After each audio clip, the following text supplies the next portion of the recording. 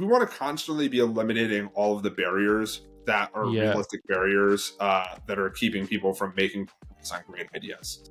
True. If you are 13, 14 years old and you're trying to build some really interesting little hardware project, right? And maybe it's not even a business idea, it's an idea for something you want to build, right? Well, how are you going to be able to get the parts? How are you going to be able to learn about how to do it? Maybe YouTube, something like that. But aren't there other people out there who might be able to give you feedback? Yeah. Right. So the idea is, can we just remove all of these barriers, fairly arbitrary barriers, right, that prevent people from making progress, and then help them, make progress and go and do the thing? Welcome to the Undefeated Underdogs podcast, where I unpack and narrate stories of ambitious people who turn obstacles into opportunities. My goal for this podcast is to create a platform to narrate underdog stories and maybe play a small, teeny tiny role in inspiring you. I intend to highlight the underdog mentality and make authentic conversations with people who play the long game, take action with a chip on their shoulder, and convert obstacles into opportunities. Buckle up, as I'll be bringing some authentic founders, VCs, community builders, and content creators who got underestimated their whole lives, and yet they beat all the odds to become insanely successful. Now, today I want to tell you a little bit about our awesome sponsor, Acquire.com. Selling a business is as tough as building a business. As someone who went through this process once, selling my own startup, I know the pain it takes to get to the end zone. This is where our sponsor shines. Imagine this. You're a founder who's built a solid SaaS product, acquired customers, and generating consistent monthly revenue. The problem is you're not growing for whatever reason. Lack of focus, lack of skill, or just plain lack of interest, and you feel stuck. What should you do? The story I'd like to hear is you buckled down, somehow reignited the fire, get past yourself and the cliches, and start working on your business rather than just in the business. You start building an audience, move out of your comfort zone to do sales and marketing, and in 6 months, you triple your revenue. The reality isn't as simple. Situations may be different from every founder facing this crossroads, but too many times, the story ends up being one of inaction and stagnation until the business becomes less valuable or worse, worthless. If you find yourself here or your story is likely headed down a similar road, I offer you a third option. Consider selling your business on Acquire.com. Capitalizing on the value of your time is a smart move. Acquire.com is free to list and they've helped hundreds of founders already. Go to try.acquire.com/Shoutout and see for yourself if this is the right option for you. Now, let's get into today's episode. There are two founder programs that created massive ripple effects in tech ecosystem. One by YC, everybody knows that. In the other program, which I'm very fan of, everybody also knows that it's none other than ODF by OnDeck. ODF helped launch startups like Luma, Cal.com, Levels Health, Partyful, and thousands of other more startups.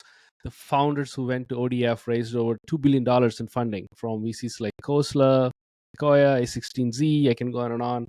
But ODF literally changed people's life. I personally know many founder friends of mine who benefited from the program, and they incredibly got into such a tight-knit network of founders and raised money and then became successful. Today, I have Julian, the CEO and co-founder of OnDeck. OnDeck not only built one of the strongest programs in the history of startups, but also built the strongest community of incredible founders and strongest network. Julian, welcome to the show. How are you feeling?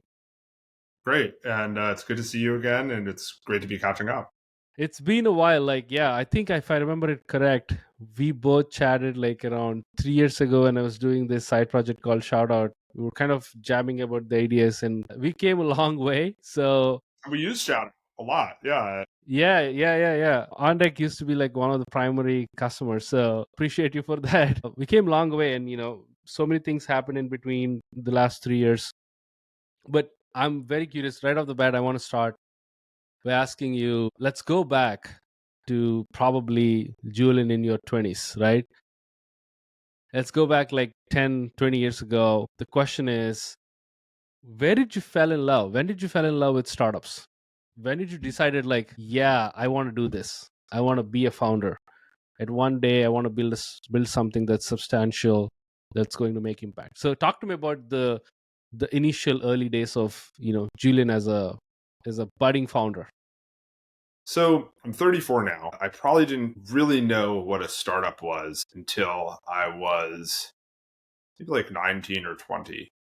So about 14 years ago. And the world was so different back then. Yes. Nowadays, all of this information is around there. It's kind of a cool thing to start startups. In fact, it's in many ways, there are classes on entrepreneurship, Mm-hmm. and startups are very definitively like a career path that a lot of people think about. Many still don't pursue it, but many know that it's an option or a potential avenue. When I was growing up, that just didn't exist.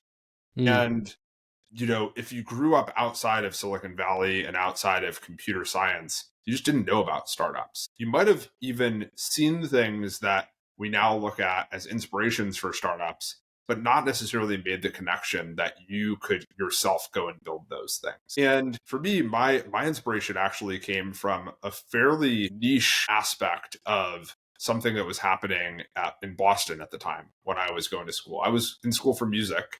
The reason I Mm. went to school for music is because I frankly didn't know what was out there in the world for me. And the thing that I ultimately wanted to spend, a long amount of time investing Mm-hmm. energy and effort and really my soul into.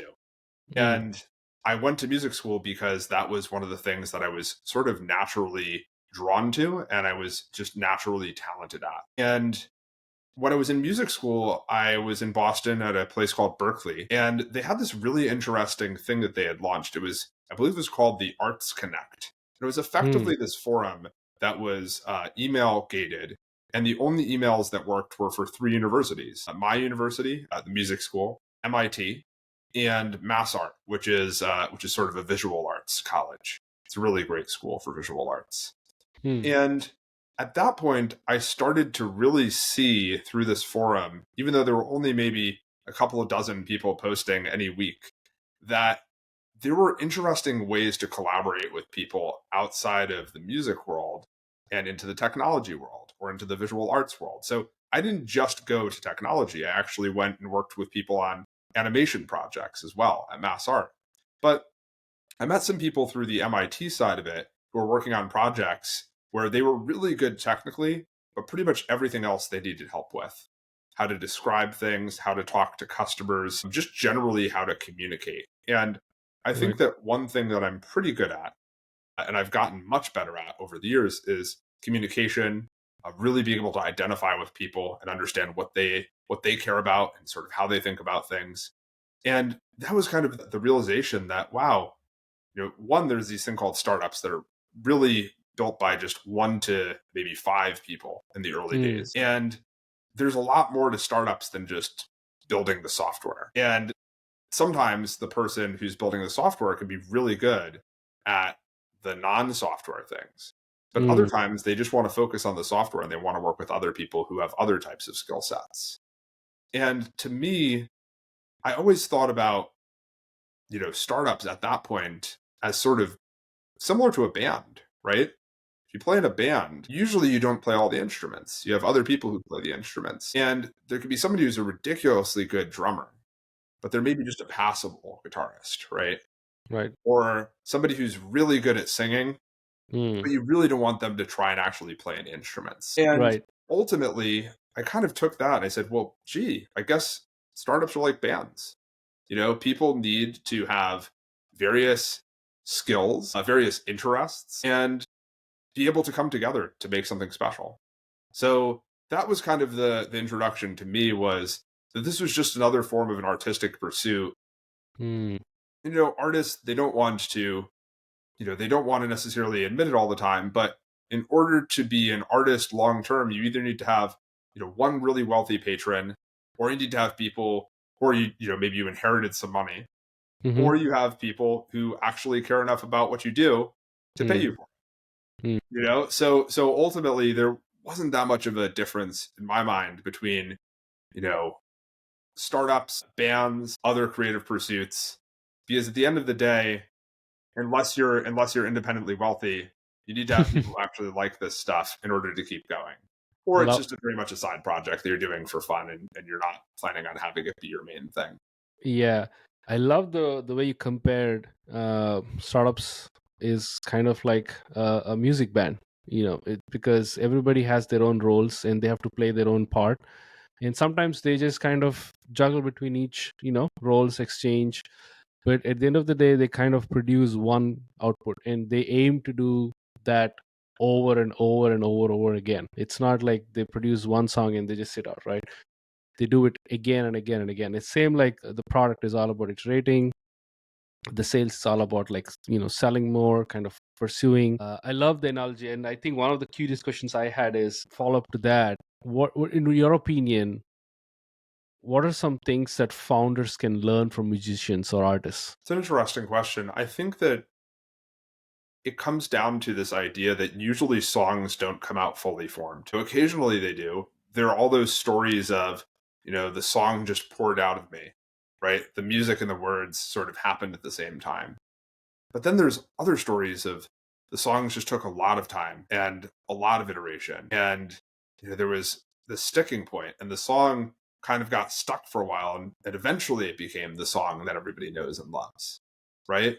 There are some songs where it takes more than one person to make the song, right? It's not always a world where it's just Paul McCartney goes and he pulls out a song. You look at these songs nowadays, Yeah. it's a little bit easy to kind of laugh and point. When you look at some songs where they have 16 songwriters nowadays, Right. Yeah. And you're like, well, it's not exactly Blackbird, Right. but it's a hit song and it took 16 people. But I think that there's this thing that songs are living and breathing things, and when you actually have a song that ends up being something that maybe people interact with in sort of a fixed format, so call it a recording or a CD or a vinyl record or something like that, a download. These are things that are sort of snapshots in time, but in many ways that's just sort of like a snapshot in time on the Internet Archive, right? Where you go back to the Wayback Machine and you look at how things were at one point, Yep. and now they're different, right? And if Mm-hmm. you're an artist and you're continually changing, you're continually improving, maybe you just move on to new songs, or maybe you revisit the songs in an interesting way. There's really two types of people. There are the people who love, Bob Dylan, and sort of like the fact that he continually goes back to his songs, and every time he plays them live at a show nowadays, I think he's 80, 90 years old at this point, and he'll play a song, and it'll be a song that he wrote 60 years ago, but it will almost be indecipherable unless you're a super fan, in the sense that the melody has changed. Often the lyrics have changed. And for some people, they just want to hear the original version, the one that you can just go back to the Wayback Machine or to Right. the record, and you can go and listen to it. But ultimately, artists are constantly evolving and startups are constantly evolving. So I think that people think about artists as like these fixed works. It's a record, and the record is the same as it always was. But also a record is interacting with time too, right? Right. When you interact with a startup might make a lot of sense at a certain period of time, but then it might make a lot less sense, 10 years from now. Or a startup might be too early, right? Where the product actually doesn't make sense because the conditions, the external conditions aren't there. And similarly, some albums or some movies don't get very much acclaim, or they're not very well appreciated. And it takes time for, maybe the environment to change or people's minds to change to reappraise these films or these albums, and for the external conditions, to change for a startup for it to become viable. There's so many times when you hear about startups that, gee, they were too early. And then also startups who are like, wow, we're too late. We got beat to the market. The market no longer cares about this. So I don't know, maybe some riffs there around sort of iteration and sort of time. Yeah. Absolutely.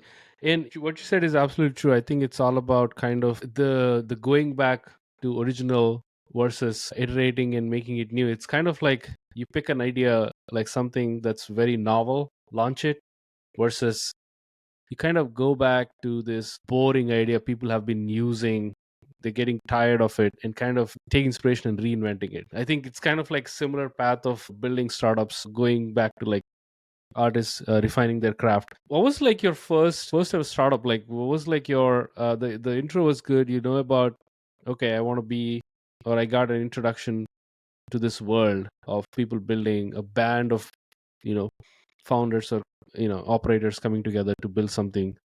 So what was your first hands-on experience like building something?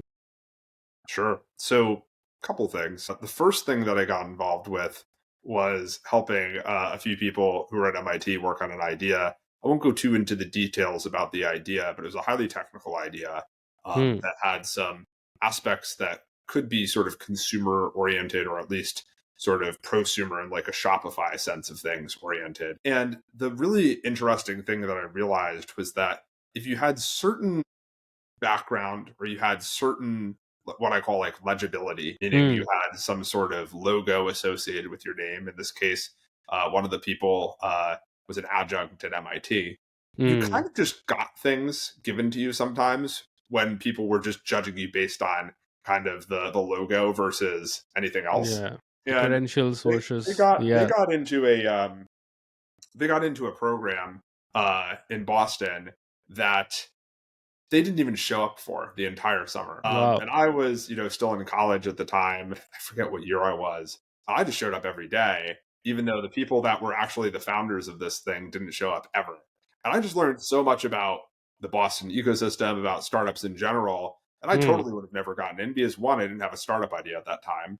And then two, I didn't even, I didn't have any of the background that people would pattern to do in Boston in particular. Because Hmm. Boston in particular, people talk about credentialing and things like that. Boston is just so status driven and is not meritocratic at all. At least at that time, it's probably improved because Hmm. I think the world has just generally gotten more meritocratic over the last decade or so. But back then, it was just a terrible place. In case unless you had the exact sort of background, and even then, Right. most of those people who were investors and things like that in Boston really only invested in people that they'd known for 15 plus years and that they went to business school with or something like that. Very different Hmm. than Silicon Valley. Hmm. So that was the first thing, was I kind of just plugged into this world and started to get to learn a little bit about it. Nowadays, you don't need to like have that permissioning. You just plug into, X. You can go and read incredible blog posts. Most people are very reachable if you reach out to them in sort of Hmm. a polite way without sort of asking to pick their brain or something like that. People are Hmm. generally very responsive. Hmm. And, the transition from that to working on my own thing was really twofold. The first was that I realized that this wasn't going anywhere, but this was a great avenue for me to actually learn things and sort of plug in by essentially, gaining access based off of this legibility that these guys who are the founders of this. It's hard to Hmm. even call it a company, but idea. Uh, Hmm. and so I was like sort of bootstrapping the legibility. And then, ultimately, once I knew enough and I knew enough people, I said, well, I want to go and work on my own idea. And that was a fairly natural conclusion to want to work on my own thing. I'd always made my own music. I'd always had Hmm. my own bands. Why not work on my own like business idea? Why not? And in terms of what I wanted to work on, I just chose to work on something that was a personal thing for me. Just like how, I don't write music that isn't personal. I don't write something that I don't have some sort of resonance with. I tried to find a business idea that I had resonance with. And for me, that was that I grew up, fairly unhealthy and quite seriously overweight. And the idea was, can I make it so that other people can lose weight and sort of maybe a shortcut around a lot of the trial and error that I went through to go through that process. Hmm. And that kind of was sort of the question that I had. And then sort of how I would actually approach that was sort of where I went next. And I tried a bunch of things. Long story short, I ended up after building a company and having customers and all of that. We can talk about it if it makes sense. But I ended up going and joining a company that was a Hmm. much larger version of the same thing, and kind of Nice. learning how a successful multi-time founder was building effectively the same business but a more ambitious scale. And Hmm. that was a really valuable learning. But it also taught me that I didn't want to be employee 100 at a company. I wanted to continue to be like working on sort of the ground floor, Right. really figuring things out from scratch. Yeah. I think most of our stories are kind of overlapping on one commonality, which is we try to do things and we realize two things. One, we're like, yeah, we want to do this. This is what we're meant for. And the other thing is, hell no, we're never going to do that. I think your experience was like kind of, yeah, I want to be a founder. Then I went to work with this startup. I'm like, never going to be like, employable for someone. I love that. And when did this whole, the other thing I want to mention also is that you've had like familiarity with going to or attending programs, like founder programs, right? From your day zero, if I'm not wrong. So I think that also kind of, I'm hoping, experience helped shaping up ODF. So talk about like on deck, uh, you know, if I remember correctly, it was first started as dinners, private invite only dinners to like, certain founders like gathering together. It's like very small, tiny, teeny idea. So the evolution is massive, right? So it went from that particular dinner to like where we are today. So talk to me about that inception of ODF on deck to, yeah, what you're doing. Yeah. So it's actually worth mentioning here. It's probably the natural spot to mention it. We really just call it ODF now, and I'll tell you why we call it ODF Mm, in a few minutes. But I'll answer your question first, which is sort of like, how did I think about programs, and how did that influence sort of ODF? mm-hmm, And the answer is probably not as much as you'd suspect. I had a fairly good experience with that program, though I think that a lot of the people who were in it were kind of misguided. I think that the Boston ecosystem was generally a bad ecosystem at the time. There were a handful of people who were absolutely phenomenal, and are still doing really amazing things for the Boston ecosystem. Sarah Hodges and Dave Balter are two of my favorite sort of startup people in general. And mm, they're still there, and they were doing such amazing stuff for the ecosystem back then. But generally speaking, I felt it was extremely weak. I think that the mm, thing that I'll talk a little bit about the transition from dinners to ODF, but I'll also talk about this fact that for me, I actually realized that I didn't want to be an educator in the formal sense, but I wanted to create spaces for people to learn. And I mm, only realized this somewhat after the fact. And it's sort of, connecting the dots backwards. But both of my parents are public school teachers or were public school teachers. mm, And I really loved sort of what they did for kids. And I also loved that they really dedicated their lives to like helping kids. And in my mom's case, she actually was a speech language pathologist. So she helped kids with speech impediments as well. nice. And I really loved all of that. But I also felt like I didn't want to just do the same thing that they did. I think it's partially because, when you're younger, you're kind of rebellious. And also I felt like, they put in a lot of work to make it so that I could do whatever I wanted. And I felt Mm, like if I just did what they did, that, I wouldn't necessarily be sort of taking advantage of the things that they did for me to make it so that I could do whatever, right? right, right. So ultimately, it kind of ended up being that, what I do is I create spaces for people to learn.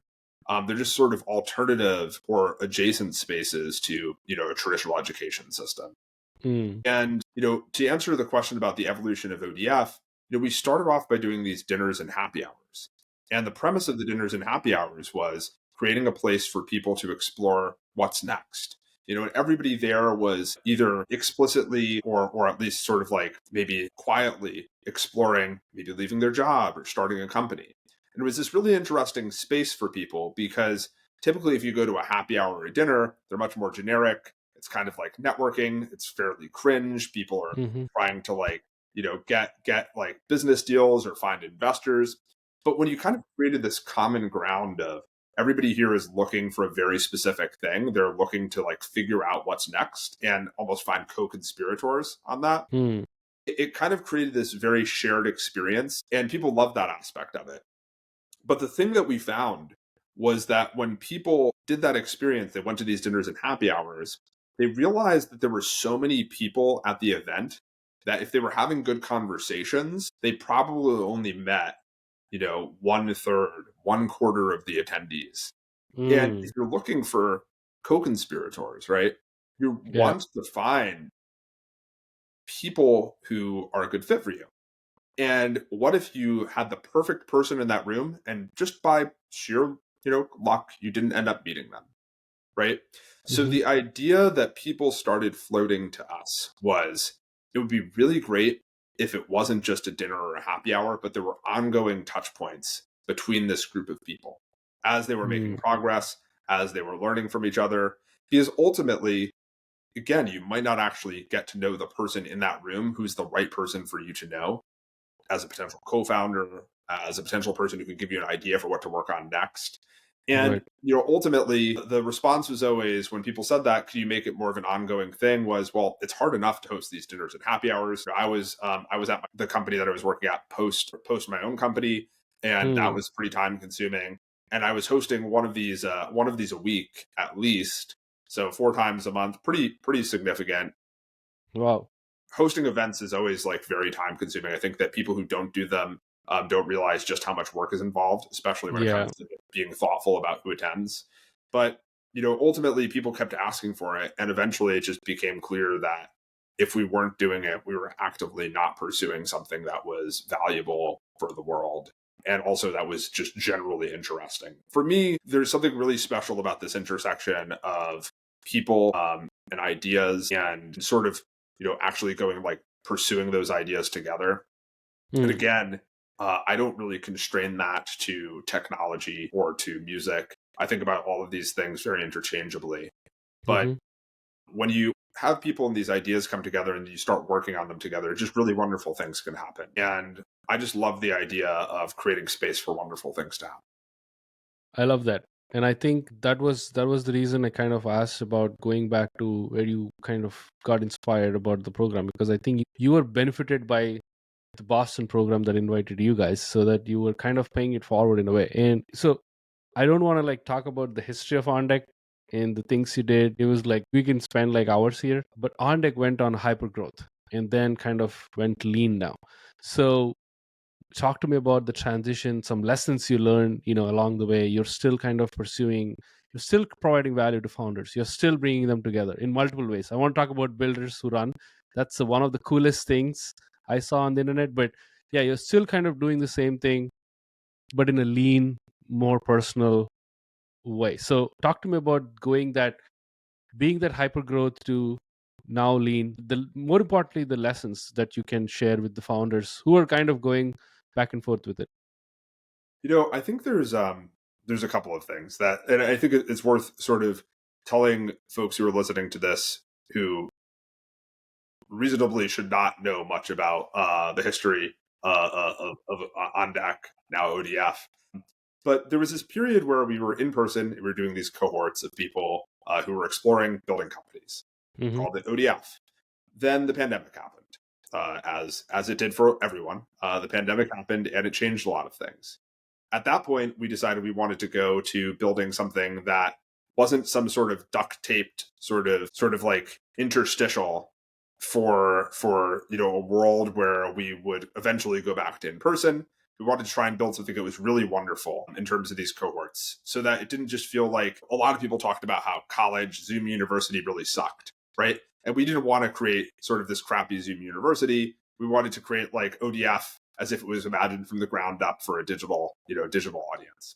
We did, and it was magical, and people loved it. And shockingly, at least for me, and I think for probably the rest of the world, the people who were paying attention, so many amazing co-founders came out of ODF during the pandemic, even though they didn't even get a chance to meet in person for quite some time. And they ended up building companies, and they're still together 5 years later. And that's just incredible to see. I think what happened at that point was we saw that there was this model that could be sort of extrapolated from founders exploring ideas to different types of people trying to do all sorts of things. And, I think that there was a desire to do that for a couple of reasons. The first one was it seemed like it was a potentially interesting business idea. But I think the other thing was that we realized that people were just super lonely during the pandemic. And we saw the amount of joy that people had in connecting with other potential founders as they were exploring this process. And it wasn't just about the going through the founder process together. It was about Mm-hmm. going through some experience together during a time that was extremely isolated. Mm. So there was this desire to try and build these other programs. And we did everything from careers oriented things to things that were sector specific. And, careers oriented meaning we did stuff for designers, and we did stuff for people in biz dev, and we did stuff for engineers, and we Mm-hmm. did stuff for investors. And ultimately, those things scaled pretty quickly during the pandemic. And we had tons of sort of like programs, businesses, however you want to describe them. Mm-hmm. But a couple of things happened. One is this is just a temporary thing during the pandemic in terms of people having that strong level of loneliness and isolation, and them wanting to spend that much time on a digital community, especially if they were mobile. Meaning, a lot of the people who are in these communities, they could actually move to another city. They could go and be a part of something that's in person when the pandemic was lifted. The lockdowns were lifted. It wasn't like, say 13-year-olds who are really just restricted to wherever their parents live, right? And they don't have freedom of movement. So there was this sort of aspect of like, a lot of these programs were very sort of ephemeral for the pandemic in terms of like the way that they operated and people's desires to participate in them. And then the other thing was that, and this is the thing where it gets personal for me, as someone who never really had a career, like a tech career, and as somebody who's never thought of, in fact, the only time that I did work at a larger company, and by larger I mean about 100 people, I hated it. So for me to think about the things that are motivating to me personally when I want to build something, do I want to build something that helps somebody become a better chief of staff? Do I want to build something that helps somebody become a great design manager? The answer is those things could be great for a certain type of person to build. But for me to be leading a company, it needs to be something that I really care about, that I really believe in, and that I feel like I'm uniquely advantaged to go and help people with and succeed with. So when all of those programs started to happen, I realized that it wasn't something that I was particularly interested in. I was really only interested in the founder side of things, the builders, the people who are exploring ideas, maybe not founders in like just the venture capital sense of founders, right? But Mm-hmm. founders who are building bootstrapped things. I mean, Mm. we don't do this at ODF, but founders of bands, right? Yeah. If you go to Wikipedia, it's really interesting because you go to Wikipedia and you see these articles about bands, especially like famous bands. And you Right. actually see that the people who started the bands are listed as founders, right? Because they started something that became something, right?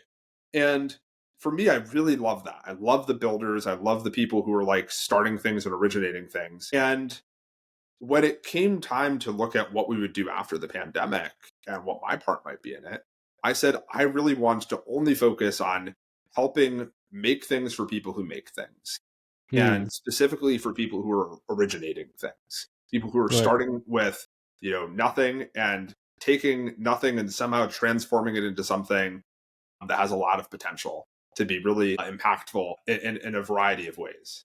Mm. So that for me was kind of the transition, and that's why we don't call it on deck anymore, because we had on deck design, we had on deck health, we had on deck chief of staff, we had on deck no code. Oh, and we also had this thing called on deck founders.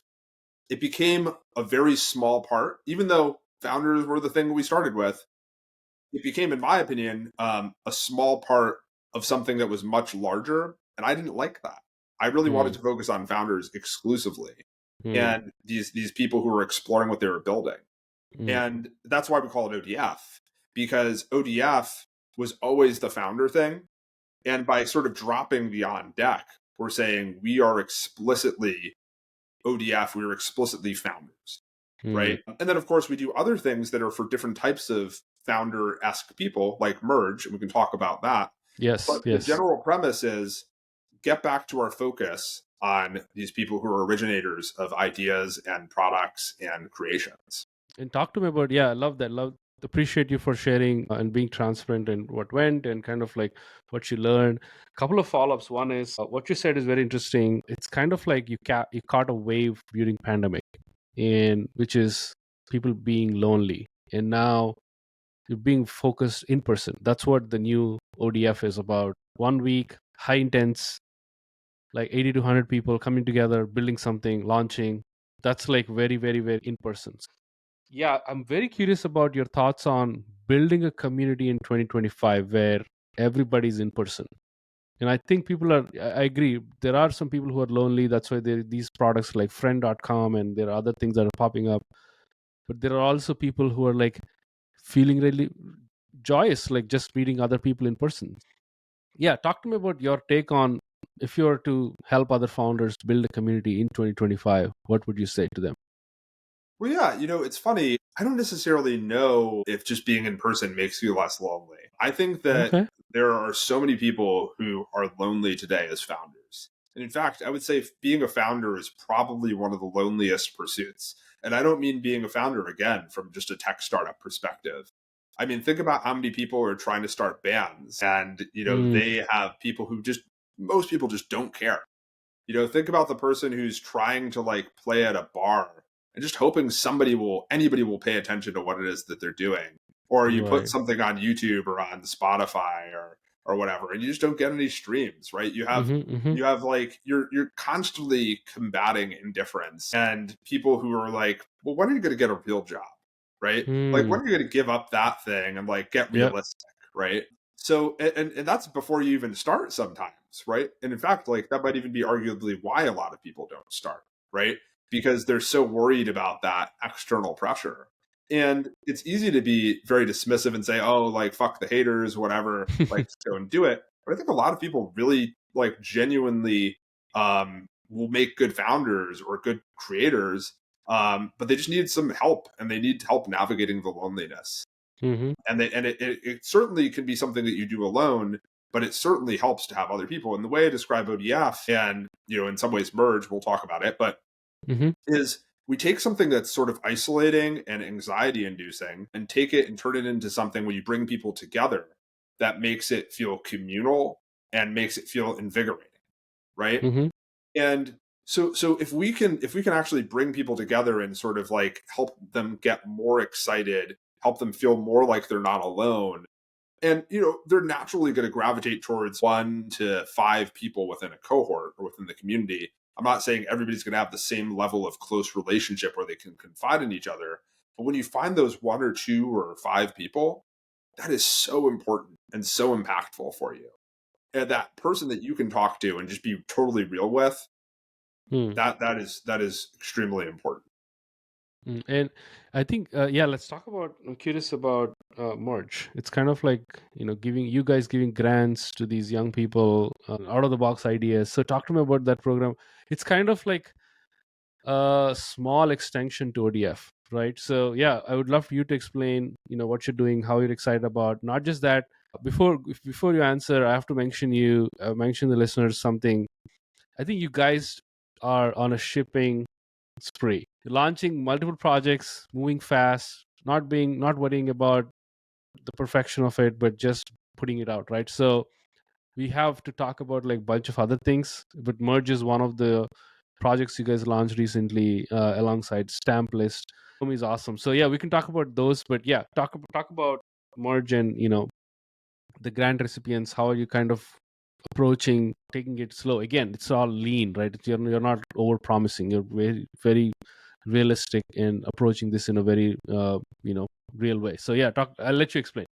Yeah, I think that to your point about being lean and sort of launching quickly and getting things out there, I think that the name that you come up with to describe something is probably the most important thing that you can do in terms of launching lean. As long as you have a good name that clearly communicates what it is that you do, and then you follow up with some portion of the value that you hope to deliver to someone, then I think that you're already like in a really good spot when it comes to delivering and continuing to grow from there. Right. So we can talk more about names at some point if you'd like. But speaking about Merge really kind of came from a couple of insights that I had and that my teammate Ari had around grants and around supporting younger builders. And the first insight is that there are a lot of people who are mobile who can move to different places, and obviously the more personal commitments you have to family, the more personal commitments you have and financially, the harder it is Mm-hmm. to do. But if you're a certain age, college and slightly older than college, you do have the ability to have usually a low cost of living and the ability to move because you don't need your parents' permission. Hmm. But if you're a 13-year-old, 14-year-old, or a 16-year-old, you're much more locked down to wherever it is that your parents happen to live. And from that perspective, you can't go and join something like ODF, which is now in person, right? Yeah. Yeah. And you're kind of confined to the people who are in your general vicinity unless you make sort of extraordinary effort to get in front of a different group of people online. And Hmm. one thing I love to say is that I believe that San Francisco is the best ecosystem for startup founders. Hmm. And then I think that the second best is the internet. And I think that maybe Hmm. the third best is possibly New York City or something like that. But the real sort of punchline on that is that it's much more important to realize that anybody can be in the second best ecosystem. Anybody. It doesn't matter if you have parents who won't let you go. It doesn't matter if you don't have the money to like go to San Francisco. You can be in the second best ecosystem in the world wherever you are. And I think that's so important. And with Merge, what we're doing is we're trying to make it so that younger people who are ambitious, who are smart, who are curious, not only do they have an incredible community of other people who are like them, but they Hmm. also have other things that help unlock progress for them. And I think peer group is really important and sort of like elevating your peer group. But I also think it's important to realize that while the cost of starting things has continued to go down, the cost Hmm. of, spinning up a server, right? The Hmm. cost Yeah. of building apps, like all of these things have gone down. There is still a pretty significant cost as it relates to it, or younger people with regard to hardware. Hardware is still much more expensive than software, though it's continuing to go down, but it still has a cost. And software has a cost too. If you're a kid and Hmm. you're growing up in India or even just in America, and you don't have parents who have tons of money that they can give you to fund your projects, you really might be held back by $1,000. Yeah. And you might be super smart. You might have a super cool idea that you want to pursue. And Hmm. our belief is that if you're super smart and ambitious and you are curious about the world, that no kid should be held back from being able to make progress because they have $1,000 barrier. Hmm. We started off by aggregating kids and teenagers and younger adults who'd already received microgrants. And the insight there was we said we want to bring all of those people together because there's a whole bunch of initiatives giving out these microgrants. And microgrants, for those who are listening who aren't familiar with the term, it's non-dilutive funding, usually to Hmm. the order of 100 to maybe tens of thousands of dollars on the higher end. Hmm. And the idea was we wanted to bring all of these people together because we saw that there were amazing people who got a grant from, say, 15, 17, which are usually about $1,000 grants. And then another person who got a grant from something like Emergent Ventures, which, anywhere from 1,000 to tens of thousands of dollars. And these were really awesome people who were working on things where they should totally know each other. But Correct. because each of these programs was its own thing, Hmm. they didn't know each other. So our goal is to like just aggregate all these awesome people together. So that's the first thing we did. The second thing we did was we realized that through having all those awesome people, we could actually make it so that people could learn about the non-dilutive grant process. So we built this Got thing it. called the Merge Microgrant Guide. And the Microgrant Guide is this. If you're listening to this, the V2 is already live. Hmm. And Microgrant Guide gives you extreme detail into the microgrant opportunities that are out there for you to get funding from anywhere from 100 to tens of thousands of dollars. What the application process is like for each one. We have video reviews from multiple grant recipients for each program. We have the actual applications that were successful, so you can actually read what successful applications look like. Right. It's this crowdsourced guide of all the information about getting this funding. And then lastly, we decided we wanted to make it so that people could almost do like an application similar to the Common Application, if you're familiar with that, which is this thing in America, for those listening, this thing in America where people can apply to multiple schools at the same time, multiple Hmm. colleges at the same time. We wanted to try and build that for microgrants. So Hmm. what we did was we made it so that people put in their information and we looked at the attributes of what they provide. And then we recommend various grant programs to them. And then we recommend various resources for them to learn about Nice. those grant programs. And if it's a grant that we think that we could actually potentially give ourselves, we tell them that and we schedule time with them. And Right. then the thing that we just announced yesterday was this idea that we're playing with called grant smiths. And grant smiths are people who are founders who are a little bit further ahead than a lot of the people who are in Merge. And we Who are wants to giving pay them it the forward? ability to help allocate microgrants. So that's Nice. the thing that we're trying out now. But essentially, Merge's goal is to be the place for microgrants on. I love that. I think it's kind of, if you ask me to put it in a very simple way, it's kind of summer camps. Like, I but think young. there's some truth to that. I think that the main thing is we want to like eliminate. We want to constantly be eliminating all of the barriers that are Yeah. realistic barriers that are keeping people from making progress on great ideas. So, Yeah, for yeah. instance, and that's sort of a through line across everything that we do. So we talk about that. A lot of people are like, well, who am I going to build with? What am I going to build? Who might the initial customers be?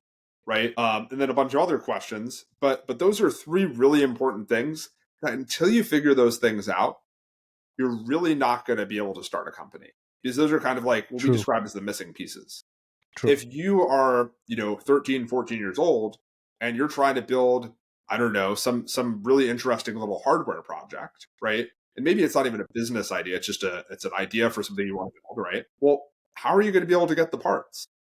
Or how are you going to be able to like learn about how to do it? Maybe YouTube, something like that. But aren't there other people out there who might be able to give you feedback? Right. Yeah. So the idea is, can we just remove all of these sort of fairly Barriers. arbitrary barriers Right. that prevent people from making progress, and then help them make progress and go and do the thing? I love that. I think it's all about going back to the ethos of what you said is, how can you empower builders? Whether they're young, they're adults, they're two-time founders, three-time founders. I think ODF invited so many two-time founders back as well, when they start building. So I think it's all about building. That's what I love about what you're doing, which is also I have to acknowledge the moving fast bit, like iterating in public by kind of moving fast. So talk to me about the other projects like Stampless. It's kind of also in a way interconnected to what you're doing, which is how can operators with immigration struggles. That's another stupid barrier I came out of.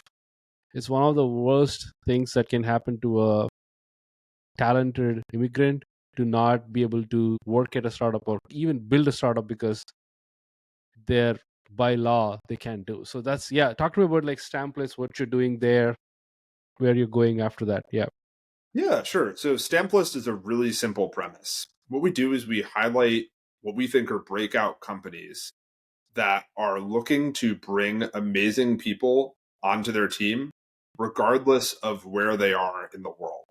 Meaning not remote jobs, but that they will sponsor your visa.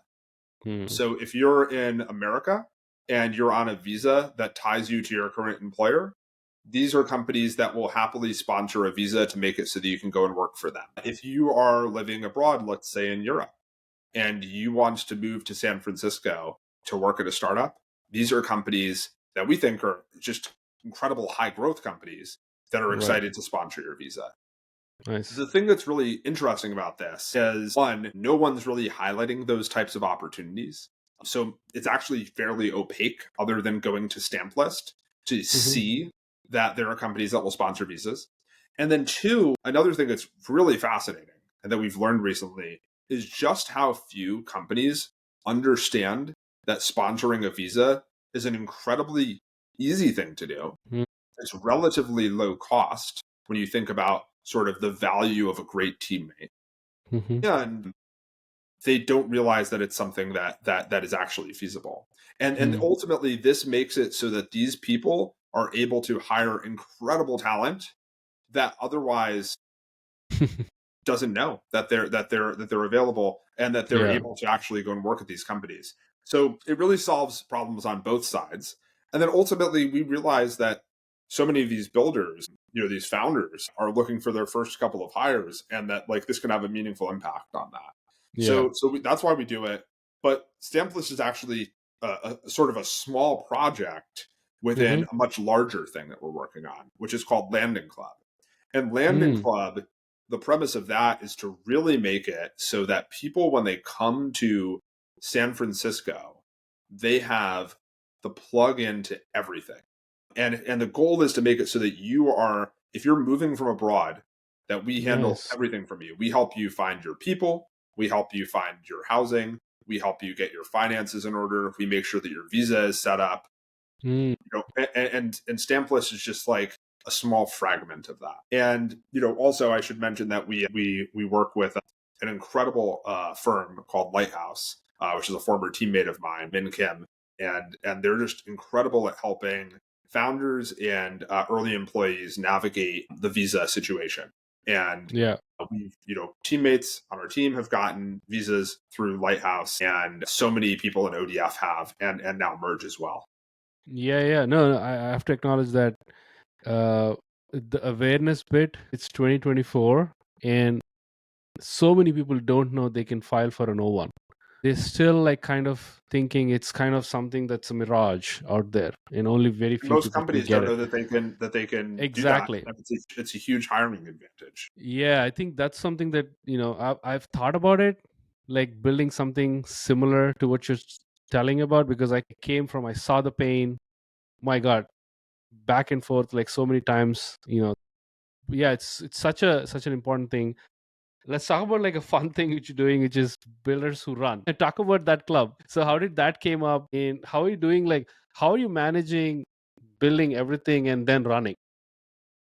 Yeah, I mean, I think that the most important thing, well, I guess I'll define Builders Who Run. Builders Who Run is an informal running club in San Francisco and has had sort of installments and pop ups all over the world, probably somewhere around 8 or 10 countries at this point. The general premise of it was a person in ODF, Akshay, he wanted to host just a little run meetup for some people in the ODF community. And you know, the first time that it happened, the first sort of iteration of it, it was on a weekday.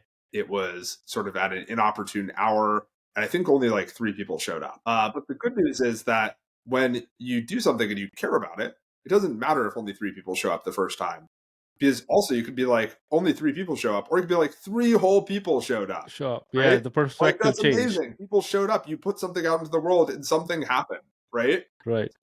So you can look at that as a negative thing, or you can look at it as a positive thing. The next one, we said, okay, well, weekdays doesn't seem great. Weekend seems better. And, you know, this goes back to the thing I was saying earlier about putting a name on something, right? Yeah. I think that the first event, was posted. It was sort of like running meetup for ODF founders or something, right? That was the name.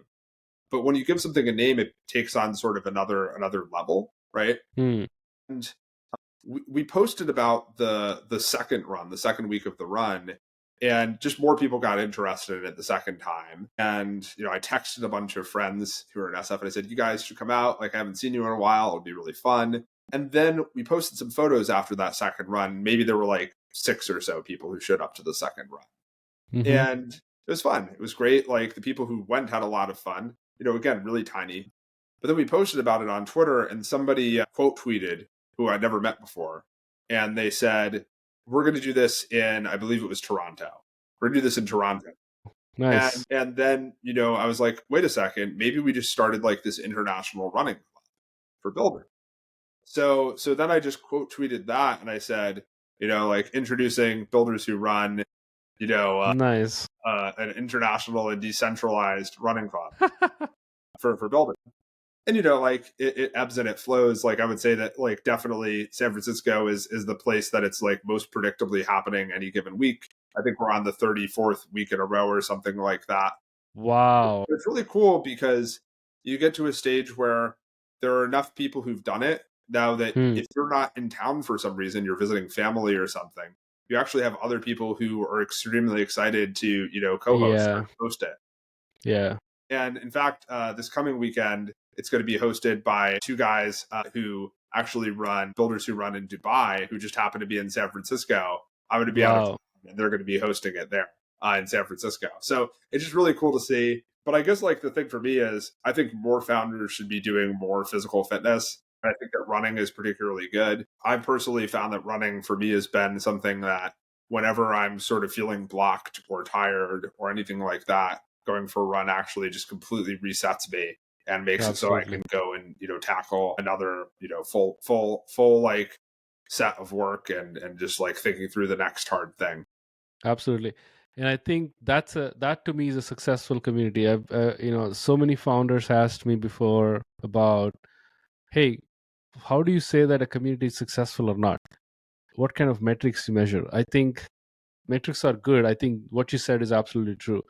To me, a successful community, the way I define is, if a community builder started something and it keeps on going, people started joining, new people coming in, people are meeting each other, but there will be a tipping point where the actual community builder who started won't be in a particular room or necessarily be involved, but the community is still going. That to me is a successful community. I think what you're doing is something cool. I have to acknowledge that. A couple of things before we wrap up. One, what's next? 2025, the new year is around the corner. What you're thinking next to drop from ODF standpoint, or this group of experiments, the umbrella standpoint? What is exciting to you that you're doing next or building next? Yeah. So I think the first thing is to speak to kind of how I think about what I'm working on now versus what we were working on in the past. And what we were working on in the past was what could be described as a branded house. Hmm. And in a branded house, everything kind of has the direct association by name with each other. So in the past, we were called On Deck, and we had On Deck founders, we had Sure. On Deck Health, we had On Deck Chief of Staff, we had all of these things that were On Deck blank, right? Mm-hmm. And the On Deck was the thing that sort of tipped people off to there was this connection between all of them, right? And now we're doing something where we move from a branded house to what's known as a house of brands. And what that means is that each thing has its own name, its own feeling, and its own Mm. sort of connection to a group of people. And there's still this house, right? Mm-hmm. But the house is there's the connection between these things is a little bit more discreet Mm. and a little bit more subtle. And I think that is just a beautiful thing. And what do I mean by this? We don't call it ODF for young people who can't move and who need some money, right? We Right. call it Merge. And the idea of Sure. Merge is to bring together all of these incredible young people who've received grants, micro grants, or who want micro grants. ODF, we keep that name because we think that that's like really core to what that is. We've been doing ODF now for almost, I think, 6 years, 7 years. And the other stuff that we're doing, Landing Club, the place that you come when you're trying to move to San Francisco from abroad, right? Sure. So all of the builders who run, right? All of these things have their own name, their own flavor. They tend to really make it clear like who they're for. And Mm. there are some people who discover ODF and participate in ODF after doing Builders Who Run, right? Mm. There are some people who do Merge and then come to San Francisco because they're on some trip, or maybe they got a grant to come out here, or they just graduated from school and they're coming to San Francisco, and they plug into Builders Who Run after being a part of Merge. So there Yeah. always is that connection, but I think there's Sure. something really beautiful about it where, unlike this on deck blank, there's actually this almost like beautiful sort of discovery phase where we're not Right. like hitting you over the head telling you that this is all related. You're actually able to appreciate each thing on its own. And then Right. ultimately, when you discover that connection, you're like, that makes a lot of sense. And that's really Yeah. cool. And like, I love that there are these different things that they're working on that are interconnected, but not Sure. necessarily like so interconnected that it actually creates dilution on terms of what each of them means. I love So that. so that's the first piece. And then to answer your question about like what's next, I think it's just a lot more of that. We want to continue to improve ODF.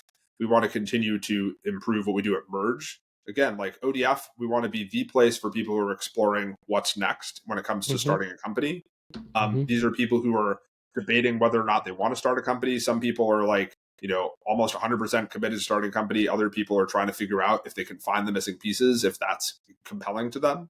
Mm-hmm. So we want to make that an even better experience. We just continue to grow. We're going to be doing our 24th cohort at the start of the year. 24 cohorts is pretty mind-boggling when you think about it. Yeah. And then, on the merge front of things, we just want to continue to build the place for microgrants online. If you've gotten a microgrant, we want to support you. In fact, if you've gotten a microgrant, you should go and apply to merge, because we have access to all of these amazing perks that will save you hundreds of thousands of dollars. And you can get them just by having received a microgrant and applying to merge. If you haven't gotten a microgrant, we want to be the place that gets you the microgrant. Right. And then, once you have a microgrant, we get you into this community of other people who are pursuing really impressive, ambitious, exciting things. And then, of course, we can talk more about the other ones, but the idea here is to just continue to do more better of these various areas that we're working in. And again, the idea is making things for people who make things. And that's sort of the through line of all of this. Many are founders or are future founders. And that, to me, is the thing that's just highly motivating. Yeah, I love that. I think that one-liner is, I think that's the title of this episode. I'm for sure is going to lock it up. Before we wrap up, one last thing. You've met so many founders, you've advised so many founders, and you saw so many founders going through highs and lows. In this current day and of age where things are moving super fast, you blink, you miss something, right? Somebody launched something, somebody announced their funding, or somebody hired someone. Things are moving at lightning fast pace. Talk to me about the most important insight founders should focus on right now. Gosh. Well, first off, I want to contextualize things here and say that things are moving really fast now, and there's definitely a sense of FOMO.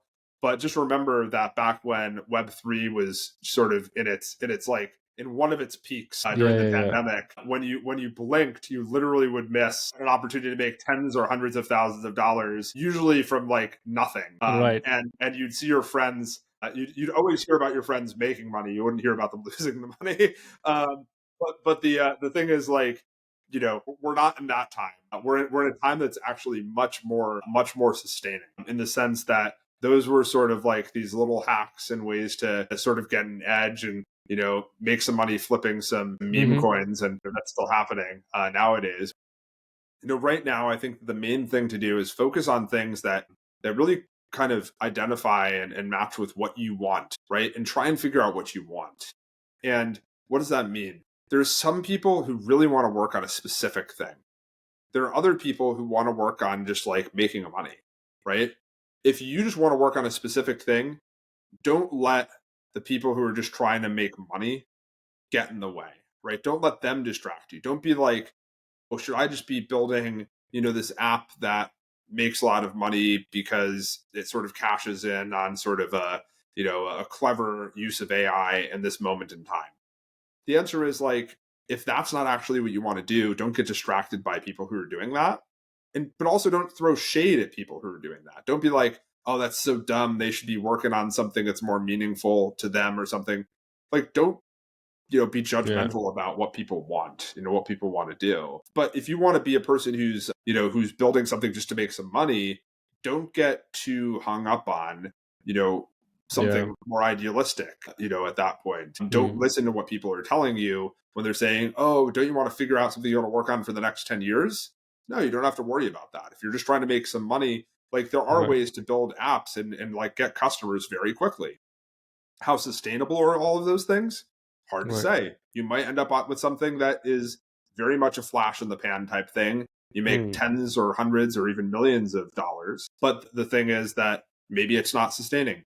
As long as you're not trying to build something sustaining and you're just trying to make some money, it's not a big deal. Don't let other people's goals get in the way of your goals or tell you that your goals are the wrong goals. So I think that that's the main thing about being able to stay the course and not get distracted by all the stuff that's happening out there.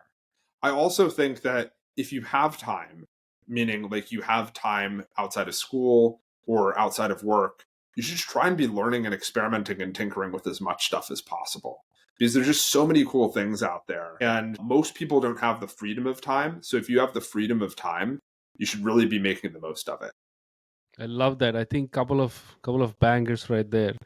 The ultimate thing founders should focus on is not being distracted. I love that. Just stay in your own lane, do your thing. And I think the second fact is being curious. Those are, I think, two important things. Full focus on one thing, and don't get distracted, and just be curious, learning about, like, putting. I think the freedom of time is really important. Yeah. I'll add just to the focus thing. It's not even just focus. I think focus is fairly obvious. Like, and everybody, a lot of people fail at it, but like it's people understand that you should probably inherently focus. The thing that I think is just like the thing that people miss is that don't feel guilty about playing a different game than other people, and don't feel like your game is like superior or inferior to other people's games, because Yeah. that just causes you to just like get distracted, because now you're playing a comparison game versus focusing on your thing. But when somebody's like, let's say you're trying to build something that has a really big impact on education, and somebody says, "Oh man, you're just missing out. You should be investing in all these shit coins, or I'm making so much money from that, or Yeah. you should be doing something with with LLMs that you could just flip and make a bunch of money right now." Like, I Right. feel like that's so cool. Like, I'm happy you're doing that. Like, that's interesting. Like, Yeah. I'm super excited to see where you take things. But just put that aside and just move on and just do your thing, right? If the opposite is true, where you're just trying to make a bunch of money and people are telling you, you have to think big, you have to think long term, just say, cool, like, I appreciate that, and just move on and do the thing that is the one foot in front of the other, like, make some money right now and build an app that has customers today. But I think it's like the focus is more about focusing in on the thing that like aligns with whatever you want to do, Yeah. versus what other people think you should be doing. I love that. I think that is the best way to end this episode. I don't want to add any comment on that. I feel the juice of this whole episode of the conversation is you just boil down to that last thought. Appreciate it, Julian. This has been a blast. It's been fun talking to you, and yeah, so much fun. And looking forward to like what you do in 2025. Here to support, here to like kind of take it to the next level, with you by spreading the word and whatnot. So thank you for joining. Of course. Yeah. Thank you. I hope everybody just gets into 2025 and does their own thing unapologetically and just goes from there. Yes, that's the formula. And thank you, folks. Appreciate you for listening. Stay tuned for more conversations like this. And yeah, just like how Julian said, do your thing. The new year is around the corner, so it's your year. Cheers.